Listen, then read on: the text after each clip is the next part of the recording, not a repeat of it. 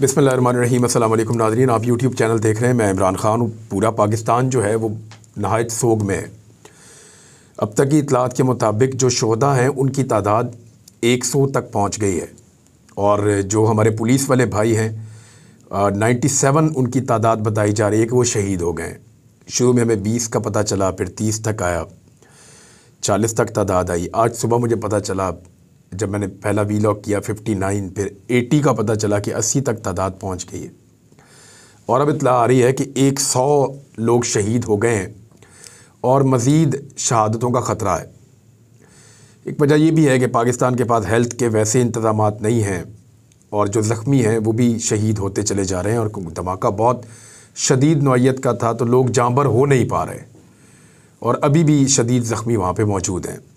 ये बड़ा बदकिस्मत वाक़या है, और इसके ऊपर पूरा पाकिस्तान हिल गया है। कौमी असम्बली में भी इसके ऊपर बात हो रही थी। अपोजिशन तो अब वहाँ पे है नहीं। पाकिस्तान तहरीक-ए-इंसाफ के लगभग 125 बंदे फ़ारग कर दिए गए हैं, वो तो वहाँ मौजूद नहीं हैं। हुकूमती जमातें वहाँ पे इसके ऊपर डिस्कशन कर रही थी। ख्वाजा आसिफ ने और राना सनाउल्लाह ने कुछ कहा है। राना सनाउल्लाह का कहना है कि जो मुझे सबसे इम्पॉर्टेंट बात लगी, एक तो उन्होंने मजम्मत की और उन्होंने कहा जी आनी हाथों से निपटा जाएगा, ये सब ठीक है अपनी जगह पे, लेकिन उन्होंने कहा कि गुज़िश्ता दौरे हुकूमत में बातचीत करने के लिए एक वजह बताई गई थी, एक पॉलिसी बनाई गई थी कि वो लोग जो रियासत के साथ लड़ाई नहीं करना चाहते, और वो लोग जो हथियार फेंकना चाहते हैं और आम शहरियों की तरह जीना चाहते हैं, वो जो अफ़गानिस्तान में लंबे अरसे से रह रहे हैं और उनके बच्चे वहाँ पैदा हुए हैं, उनका कोई कसूर नहीं है, वो इस जंग की नज़र हो गई उनकी ज़िंदगियाँ, तो उनको मौका दिया जाए। लेकिन राना सनाउल्लाह ने कहा कि ये पॉलिसी गलत थी। जो मैंने सुना उसमें वो ये कह रहे थे कि ये पॉलिसी गलत साबित हो रही है, नए सिरे से बैठने की ज़रूरत है। वज़ीर आज़म बैठें, सारे स्टेक होल्डर्स बैठें, और ऐवान को जो है वो एतमाद में लिया जाए, अस्करी क़यादत बैठे और पॉलिसी बनाए। राना सनाउल्लाह साहब ने गुज़िश्ता हुकूमत को ज़िम्मेदार भी ठहराया उनकी पॉलिसी की वजह से, कि उनकी पॉलिसी ऐसी थी। उनके दौर के अंदर सुलह सफाई की जा रही थी, और कुछ लोगों को आज़ाद भी किया गया था, और कुछ ऐसे लोग भी आज़ाद किए गए जिन्हें सज़ा हो चुकी थी। हमने उसका इंटरव्यू भी देखा सलीम साफ़ी के साथ, एहसानुल्लाह एहसान का, और फिर हमने देखा एक दिन खबर आई कि वो चले गए हैं कहीं, और बाद में बताया गया कि वो एक्चुअली फ़रार हो गए हैं। लेकिन क्या कोई ऐसे ही फ़रार हो सकता है सिक्योरिटी फोर्सेस की क़ैद में से? ये बड़े बड़े सवालात हैं जो पाकिस्तानियों ने बार बार उठाए हैं। ख्वाजा आसिफ साहब ने कहा कि हमें अमेरिका के कहने पर जंग नहीं लड़नी चाहिए। ये बात इमरान खान साहब बड़े लंबे अरसे से कह रहे हैं। देखिए, एक तरफ हुकूमत कह रही है कि हमें जंग में उतरना होगा, जो मुज़ाकरात वाली पॉलिसी थी या लोगों को मेन स्ट्रीम में लाने वाली पॉलिसी थी, वो गलत साबित हो रही है। एक तरफ तो ये कह रही है, हुकूमत खुद कन्फ्यूज़ है। हुकूमत का एक वज़ीर कह रहा है, यानी वज़ीर दिफा और वज़ीर दाखिला की बात मैं कह रहा हूँ। वज़ीर दिफा कह रहे हैं कि अमेरिका की जंग हमें नहीं लड़नी चाहिए, हमने पूरा का पूरा मुल्क गिरवी रख दिया है, और इस किस्म की बातें वो कर रहे हैं। जो वज़ीर दाखिला है वो कह रहे हैं जी वो पॉलिसी पहले वाली गलत थी, और हमें अब एक नई पॉलिसी बनानी चाहिए। और जिन लोगों को रास्ता देने का कहा गया, और ये कहा गया कि अगर वो एक रियासत के सामने हथियार फेंक के और रियासत की रिट को तस्लीम करके आम इंसानों की तरह ज़िंदगी गुजारना चाहते हैं, तो उनसे बातचीत हो सकती है। तो ये पॉलिसी उन्होंने कहा कि वो गलत साबित हुई, इसलिए कि कुछ ऐसे लोगों को छोड़ा भी गया जिनके ऊपर मुकदमात थे उस दौर में। एक तो मैं आपको ये बताऊं, पाकिस्तान की जो ये इस किस्म की पॉलिसी है, ये पाकिस्तान के सियासतदान नहीं बनाते, ये पाकिस्तान की एस्टेब्लिशमेंट बनाती है, और सियासतदान सिर्फ उसको अनाउंस करते हैं। एस्टेब्लिशमेंट की मर्ज़ी होती है, मुज़ाकरात शुरू करते हैं, एस्टेब्लिशमेंट की मर्ज़ी होती है, ऑपरेशन शुरू करते हैं, और वो मुल्क के मफाद में ही कर रहे होते हैं। उनको आइडिया होता है कि अभी जंग की ज़रूरत है, मुल्क को इस तरफ लेकर जाना पड़ेगा, लड़ाई लड़नी पड़ेगी, उनको पता होता है कि, लेकिन मुल्की मफाद में बाद औक़ात गलत फ़ैसले भी हो जाते हैं। यानी ड्रोन हमलों की इजाज़त एक बहुत गलत फ़ैसला था, यानी अमरीकी मफादात के लिए अपने आप को जंग में झोंक देना एक गलत फ़ैसला था। कबायली इलाकों में कारपेट बम्बारमेंट, यानी ऐसी बम्बारमेंट हुई जहाँ पे बहुत सारे आम लोग भी जो है वो उनकी जान गई, वो मुझे ऐसा लगता है कि वो, मुझे ज़ाती तौर पे लगता है कि वो गलत फ़ैसला था। आम लोगों की शहादतें या कोलेटरल डैमेज वो नहीं होना चाहिए था। इन चीज़ों ने पाकिस्तान में दहशतगर्दी को फ्यूल दिया। यानी अगर किसी के घर का कोई एक शख्स वो मारा जाए, तो वो उनके रिश्तेदार जो हैं वो इसी तरफ में चलेंगे ना। आप ज़रा अपने बारे में एक लम्हे के लिए सोचिए कि किस कैफियत से आप गुजरेंगे अगर ऐसी सूरत हाल से आप दो चार हों तो खुदा न खास्ता। तो इसलिए जलती के ऊपर तेल डालने के बजाय उसको बुझाना चाहिए था, और उसके लिए गवर्नमेंट ने एक पॉलिसी रखी थी। अब कुछ चीज़ें हैं जिनकी मैं निशानदेही करना चाहता हूं जो गुज़िश्ता थोड़े अरसे में हो रही है। देखिए, एक तो जो दहशतगर्दी का वाक़या है, इसके ऊपर किसी किस्म की माफ़ी नहीं होनी चाहिए। जिन्होंने भी ये दहशतगर्दी की है उनको कैफरे किरदार तक पहुंचाना चाहिए। 100 से ज़्यादा लोग शहीद हुए, ये बहुत बड़ा नुकसान है पाकिस्तान का, और ये एक सानेहा है, बहुत बड़ा वाक़या है, छोटा वाक़या नहीं है। हमारे लगभग 100 के करीब पुलिस वाले इस कौम के बेटे जो हैं वो शहीद हुए हैं। बड़ा अनफॉर्चुनेट है, बड़ी बदकिस्मती है। मस्जिद में वो लोग नमाज पढ़ने गए हुए थे, बेहतरीन पुलिस वाले थे। यानी जो नमाज का पाबंद है वो एक बेहतरीन पुलिस वाला ही होगा ना, जो अपनी वो ड्यूटी पूरी कर रहा है तो वो ये ड्यूटी भी पूरी करता होगा दुनिया की। जिसको आखिरत की फ़िक्र होती है वही दुनिया के अंदर बेहतरीन परफॉर्म करता है। तो हमारे बेहतरीन बेटे जो हैं इस मुल्क के, उनकी जानें गई हैं। बहुत अफसोसनाक वाक़या है, काफ़ी दिलगिरफ्ता है पाकिस्तान पूरा उसके ऊपर, और मुझे खुद बहुत दुख है। मैंने इस तरह के वाक़यात खुद जाकर कवर किए हैं। मैंने पुलिस वालों की लाशें खुद भी उठाई हैं। जब हम 2008-2009 में हम कवरेज किया करते थे तो बड़े खौफनाक वाक़यात होते थे। अल्लाह ताला पाकिस्तान को दोबारा वहाँ कभी ना ले जाए। पाकिस्तान में दहशतगर्दी गुज़िश्ता कुछ अरसे से बढ़ रही है। इसके बारे में बार बार मैं अपने वीलॉग्स में ख़बरदार कर चुका हूँ, और बहुत मरतबा बाकी लोग भी ये कह चुके हैं, और लगातार अदाद-ओ-शुमार आ रहे हैं।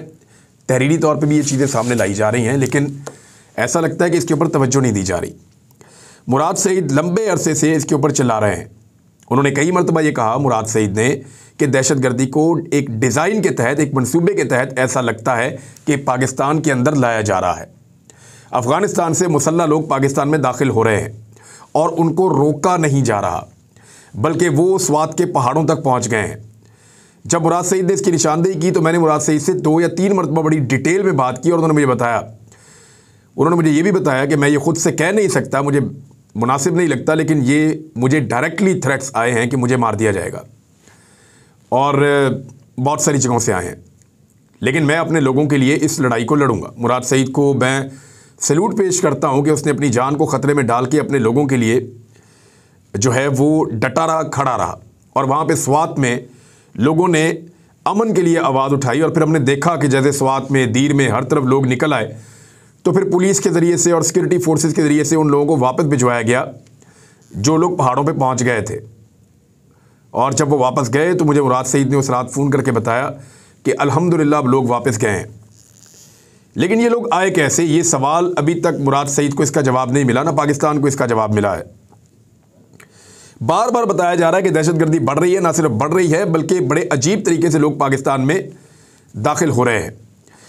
इसके अलावा ऑपरेशन तो देखें, इमरान खान साहब के दौरे हुकूमत में भी हुए, नवाज शरीफ साहब के दौरे हुकूमत में भी हुए, पीपल्स पार्टी के दौरे हुकूमत में भी हुए, और मुज़ाकरात भी इन्हीं अदवार के अंदर हुए। यानी तीनों अदवार में हमें मुज़ाकरात भी मिलते हैं और ऑपरेशंस भी मिलते हैं। ये फ़ैसला जो है वो इस्टेब्लिशमेंट ने ही करना होता है, और सियासतदानों को साथ वो शामिल कर लेते हैं, लेकिन ओनरशिप जो है वो बिलाखिर सियासतदानों की होती है। अब मामला ये है कि कुछ ऐसी चीज़ें हुई हैं गुज़िश्ता चंद महीनों में, या रिजीम चेंज ऑपरेशन होने के बाद, जो सबसे बड़ी चीज़ है। यानी हम आपको बहुत खुशी से ये बताया करते थे, पाकिस्तान और अफ़गानिस्तान के बॉर्डर के ऊपर एक फेंस तामीर कर दी गई है, वो बड़ी शानदार फेंस है। वो पहाड़ों की चोटियों पर भी है, वो बर्फ़पोश पहाड़ों में भी है, और वो दरियाओं के करीब से भी गुजरती है, और वो तमाम रास्ते जहाँ से इल्लीगल ट्रैफिकिंग हो सकती थी, मिसाल के तौर पे स्मगलिंग हो सकती थी, दहशतगर्द आ जा सकते थे, या कोई इस किस्म की चीज़ें होती थी, वो तमाम रास्ते बंद कर दिए गए हैं। और अब सिर्फ गिनी चुनी जो चेक पोस्टें हैं जहाँ पे बाकायदा सिक्योरिटी पर्सनस मौजूद हैं, वो जगह मौजूद हैं, और वहाँ से लोग बाकायदा चेकिंग के बाद पाकिस्तान में दाखिल होते हैं। तो पाकिस्तान खासा महफूज हो गया है। हम ये अच्छी खबर आपको सुनाया करते थे, लेकिन फिर हमने मनाजिर देखना शुरू किए और हमें नज़र आना शुरू हुए। शुरू में हमें लगा कि नहीं, ऐसा नहीं हो सकता। कुछ जगह से बाढ़ उखाड़ने की खबरें आई, कुछ जगह से खबरें आई कि बाढ़ को ना सिर्फ उखाड़ा गया है बल्कि घसीट के ले गए हैं उस तरफ से आने वाले लोग। इन चीज़ों के ऊपर बातचीत की गई अफ़गानिस्तान की हुकूमत से भी, पाकिस्तान की इस्टेब्लिशमेंट ने, पाकिस्तान की हुकूमत ने उनके साथ छोटी मोटी बातचीत की, लेकिन तवज्जो थी नहीं। मसाइल हुए कहाँ? एक तो जैसे ही रिजीम चेंज ऑपरेशन हुआ तो नई हुकूमत जब आई तो इनको ये पता ही नहीं था कि इन्होंने कब तक रहना है। उसकी वजह से इनका एक एतमाद नहीं था, और ये तवज्जो नहीं दे पाए खित्ते की सूरत-ए-हाल के ऊपर, ख़ास तौर पे अफ़गानिस्तान में जो एक नई तब्दीली आई थी, ये उसके लिए ज़हनी तौर पे तैयार नहीं थे कि उसमें करना क्या है। जो इमरान खान साहब की हुकूमत थी वो इस पूरे सिनेरियो को एक ख़ास अंदाज में देख रही थी और इसको डील भी कर रही थी। अफ़गानिस्तान की नई हुकूमत को जो तालिबान की है उसको अंगेज करने में या उनसे बातचीत करने में जो पीडीएम की सरकार है वो तकरीबन नाकाम रही। भारत जिनके बहुत बुरे ताल्लुकात थे अफ़गानिस्तान में बनने वाली नई हुकूमत के साथ, उन्होंने अपने ताल्लुकात बना लिए, कुछ ना कुछ करके बातचीत करके कुछ ना कुछ रास्ता उन्होंने निकाला। लेकिन पाकिस्तान की जो मौजूदा पीडीएम की हुकूमत है ये इस मामले में कतराती रही है, घबराती रही है। उसकी कुछ वजूहात हैं। एक तो पाकिस्तान पीपल्स पार्टी का अपना एक मौक़िफ़ है अफ़गानिस्तान को लेकर, और पीपल्स पार्टी जो है क्योंकि लेफ़्ट की एक पार्टी है और वहाँ पे राइट विंगर्स की हुकूमत है अफ़गानिस्तान में, तो एक रीज़न तो ये हो गया कि कौमी मफाद एक साइड पे, उनकी अपनी एक पॉलिसी थी जिसकी वजह से वो थोड़ा दूर चले गए अफ़गानिस्तान की हुकूमत से। दूसरा ये हुआ कि इनको अपनी पड़ी हुई थी कि पाकिस्तान में ये रहेंगे या नहीं रहेंगे, और ये पॉलिटिकल चीज़ों पे इनकी तवज्जो ज़्यादा थी। तीसरा ये था कि क्योंकि इमरान खान साहब ने ये इल्ज़ाम लगाया था कि रिजीम चेंज ऑपरेशन के पीछे अमेरिका की ख्वाहिश है, और बहुत सारे लोग जानते हैं कि इसमें बहुत सारी चीज़ें जो हैं उनकी हकीकत भी है, साइफर भी आया हुआ है। और अफ़गानिस्तान को लेकर, रशिया को लेकर, चाइना को लेकर अमेरिका बड़ा मोहतात है और बड़ा हसास है। तो ये जो मौजूदा पीडीएम की हुकूमत है, इन्होंने अफ़गानिस्तान से डील करते वक्त या अफ़गानिस्तान की नई हुकूमत से डील करते वक्त ये अमेरिका से शर्माते और घबराते रहे हैं। इन्हें ऐसा लगा कि अगर हमने अफ़गानिस्तान के मामले में कोई इंडिपेंडेंट पॉलिसी बनाई, या हमने अफ़गान हुकूमत के साथ डील किया, या हमने उनसे अपने मुतालबात सामने रखे, उनकी बात सुनी, अपनी बात सुनाई, या उनके साथ एंगेजमेंट्स को बढ़ाया, तो इसमें अमेरिका जो है वो खासा हसास है, हमारे लिए प्रॉब्लम पैदा हो जाएगा। ये चीज़ भी रास्ते में आई है, यानी फेंस उखड़ती चली गई। और फेंस उखड़े तो इसका मतलब ये है कि वहाँ सिक्योरिटी की सिचुएशन वो नहीं रही जो पहले थी। दूसरा, एंगेजमेंट्स बहुत कम होती चली गई। फिर अमेरिका का एक खौफ था या एक इस किस्म की कन्फ्यूजन थी कि अगर अमेरिका नाराज़ हो गया तो फिर क्या करेंगे, लिहाजा उनके साथ बात ही नहीं हो सकती। तो एंगेजमेंट्स जब नीचे चली गई तो मुश्किलात बढ़ती चली गई, और मुश्किलात बढ़ते बढ़ते यहाँ तक पहुँची कि अब पाकिस्तान में दहशतगर्दी की एक नई लहर का हमें सामना है। खारजी महाज के ऊपर अमरीकी खौफ हमारे ऊपर गालिब है। अफ़गानिस्तान से डीलिंग में अभी तक हमारा फुकदान है, और फेंस हटाने के मामलात पे अभी तक हम किसी नतीजे पर नहीं पहुँचे। फौरी तौर पे ये चीज़ें करनी पड़ेंगी, और इंटेलिजेंस का एक बहुत बड़ा फेलियर है इस किस्म का वाक़या। हमारे 100 बेटे शहीद हो गए हैं, और ये इंटेलिजेंस का एक बहुत बड़ा फेलियर है। क्या इसके ऊपर किसी से जवाब लिया जाएगा, या इसके ऊपर कोई जवाब देगा? क्योंकि पाकिस्तान में ताकतवरों ने कभी जवाब दिया ही नहीं, वो सिर्फ सवाल करने की अहलियत रखते हैं, जवाब देना ही नहीं चाहते। और अभी भी तवज्जो कहाँ है? पाकिस्तान की तवज्जो ऐसा लगता है सिर्फ इमरान खान पे है। तोशाखाना केस, इमरान खान पर फ़र्द जुर्म आयद करने का फैसला, अगले हफ्ते फ़र्द जुर्म आयद हो जाएगा। और भाई तोशाखाना में सबका रिकॉर्ड निकालो, सबको जेल में डाल दो। इमरान खान ने घड़ी खरीद के बेच दी तो केस बन गया। इससे पहले पता करें किस किस ने वहाँ से क्या क्या लिया, कोई गाड़ियाँ ले गया, कोई चीज़ ले गया, कितने में ले गया। आज तक रिकॉर्ड पब्लिक ही नहीं कर रहे। रिकॉर्ड पब्लिक करें, पता चल जाएगा। दूसरी जानिब मुश्किलात बढ़ती चली जा रही हैं, बढ़ती चली जा रही हैं। पाकिस्तान अपना सामान बेच रहा है, और IMF की शराइत बड़ी कड़ी हैं जो अब सामने आ रही हैं। लेकिन मैं आपको एक चीज़ बताऊं, मुझे ऐसा लगता है कि पाकिस्तान के गरीबों का ना IMF ज़्यादा बड़ा हमदर्द है पाकिस्तान की हुकूमत से भी। वजह यह है कि IMF जब भी शराइत लेकर आता है वो बड़े लोगों के लिए लेकर आता है, तगड़े लोगों के लिए लेकर आता है। इन पर टैक्स लगाओ, इनको पकड़ो। लेकिन अब हालात ही इतने बुरे कर दिए हैं कि उनको सब्सिडीज़ भी ख़त्म करवानी पड़ रही हैं, तो गरीब आदमी के लिए मुश्किलात बढ़ेंगी। IMF की जो बड़ी शराइत हैं, डॉन अखबार के मुताबिक अमीरों पर टैक्स लगाया जाए, यानी जो आपकी एलीट क्लास है उसके लाइफस्टाइल को तब्दील किया जाए। हुकूमत के ऊपर ये दबाव आएगा और हुकूमत को ये करना पड़ेगा। काबीना के हुजुम में बहुत बड़ी कमी की जाए। अब मामला ये है कि शहबाज शरीफ साहब ने सबको राज़ी रखा हुआ है, सबके बंदे जो हैं वो भर्ती किए हुए हैं काबीना में। 77 बंदे हैं काबीना में। अब काबीना का हुजुम कम करने का वो कह रहे हैं। जो मुल्क पाकिस्तान को कर्जा देते हैं उनकी काबीना है 20-25 बंदों की, और जो पाकिस्तान कर्जा लेता है उसकी काबीना है 77 बंदों की, और कमेटियां अलग से बनाई हुई हैं शहबाज शरीफ साहब ने। तो ये काबीना का हुजुम कम करना एक बहुत बड़ा मसला होगा, क्योंकि PMLN के, पीपल्स पार्टी के, फजल रहमान के, ANP, MQM, बलूचिस्तान अवामी पार्टी, कुछ आज़ाद उम्मीदवार जो जीत कर आए हुए हैं, इन सब के जो हैं वो वजारतें कम करनी पड़ेंगी। तो जब वजारतें कम करेंगे तो फिर इख्तलाफात बढ़ेंगे, वजारतें कम करेंगे तो पैसा देना पड़ेगा, पैसा कहाँ से देंगे, पैसा भी नहीं है। तो IMF की शराइत बड़ी सख्त है। एक शर्त ये भी है कि जो सरकारी सतह के ऊपर प्लॉट्स दिए जाते हैं, अगर किसी को प्लॉट दिया जाए तो एक से ज़्यादा प्लॉट देने की पॉलिसी ख़त्म कर दी जाए। वो बिल्कुल ठीक बात है, जिसने रहना उसने एक घर में रहना है। एक बंदा ये तो नहीं हो सकता कि वो इधर भी उधर भी उधर भी उसको आप प्लॉट दे दें। भाई बेघर आदमी को आप प्लॉट देते हैं तो एक आदमी को एक प्लॉट दे दें, वो अपना घर बना ले। अगर उसने ज़िंदगी लग्जरी गुजार दी है तो पैसा कमाए, अपने 50 घर बनाए, 50 घरों के अंदर 50-50 मुलाजिम रखे, हर घर के अंदर 5-5 गाड़ियाँ रखे, पाकिस्तान के अंदर ही पैसा खर्च करे। अच्छी बात है, बहुत अच्छी बात है।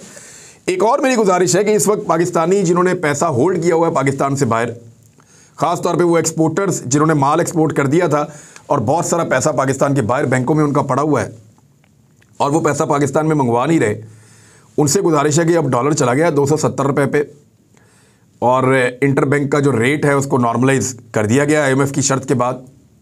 तो अब आप अपने पैसे पाकिस्तान में मंगवा लें, आपको अच्छा खासा रेट मिल रहा है, आप पाकिस्तान में पैसे मंगवाएं, पाकिस्तान में डॉलर आएगा, पाकिस्तान का भला होगा। तो मेरी सिर्फ ये गुजारिश है तमाम लोगों से कि वो लोग अब पैसे पाकिस्तान में मंगवाना शुरू करें ताकि पाकिस्तान के अंदर डॉलर्स आएँ और सूरत-ए-हाल पाकिस्तान की बेहतर हो। और मुझे उम्मीद है इंशाल्लाह कि डॉलर 250-240 यहाँ तक नीचे वापस आएगा। IMF ने अगर कुछ पैसे दिए तो कुछ थोड़ी सी स्टेबिलिटी आएगी, लेकिन महंगाई कम नहीं होगी। डॉलर का जो रेट है वो कुछ थोड़ा सा नीचे आ जाएगा और कुछ चीज़ें थोड़ी बहुत मैनेज हो जाएंगी, लेकिन महंगाई पाकिस्तान में कम नहीं होगी, वो बढ़ती चली जाएगी। ये IMF की शराइत है, मैंने आपके सामने रखी।